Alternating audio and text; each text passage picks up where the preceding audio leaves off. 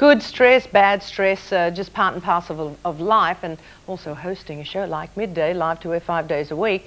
As some of you might have read in January's edition of Woman's Weekly, there you go, hypnosis has changed my life. I in fact did talk about hypnosis, and I had a couple of sessions that dealt with hypnosis, and whatever you call hypnosis to be and however you want to refer to it, I know I found it helpful, physically, concentration-wise, spiritually. Well, today we thought we'd talk to someone who's made a career in hypnosis, on stage as well as in private practice. Please welcome from the UK, Tony Sands.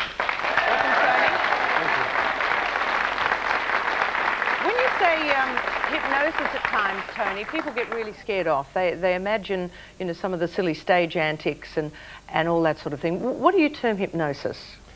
Pure imagination, autosuggestion. Anyone can be a hypnotist. Is hypnosis fierce concentration or focus? Not at all.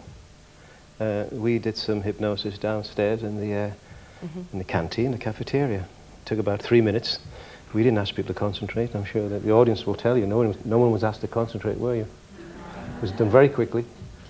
And we had about 5 people completely hypnotized without them knowing they were hypnotized. It was done so quickly. They didn't realize they'd been hypnotized.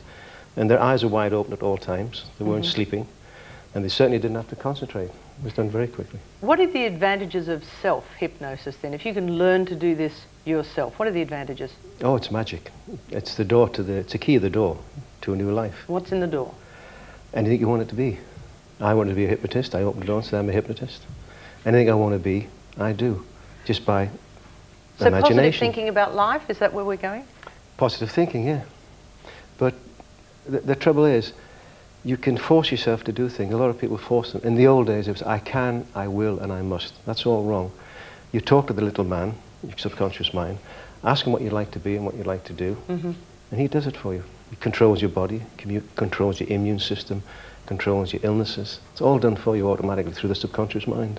Through the subconscious in terms of positive thinking, which you term hypnosis. Yeah. Okay, now you did say, you mentioned, and you had a chat to the audience before they walked in here. Why don't we walk down here and we'll, what would you like to do? I mean, can this be dangerous though? Positive thinking and hypnosis is so powerful, and you can open that door. You could also open that door on some fairly negative feelings. If you wake up every day and look at yourself in the mirror and saying, I hate myself, I hate what I do, and I hate, that can be just as detrimental. That's autosuggestion.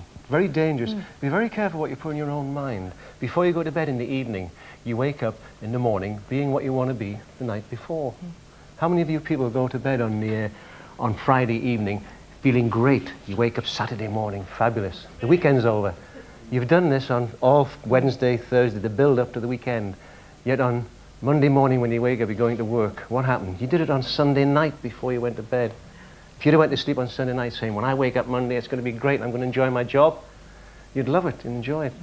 Difficult, but it works. So be careful of negative thoughts of any kind about other people or yourself, right? Very powerful. That I know for a fact. I know that works for me. Okay, you say people can't. Can people be forced into doing things they don't want to do? They can't be persuaded. On stage, the old hypnotist where he commanded people to do things doesn't work. If I were to command you to do something, you would resist and treat it as a challenge.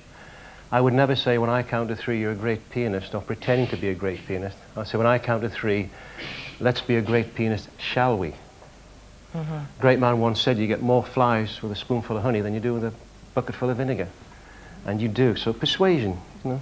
With the audience, you met Tony for the first time downstairs, right? You heard what he had to say. He says it's not about concentration or focus, and he hasn't hypnotized you. None of these people hypnotized. How do you want to treat the audience? Nicely, I hope.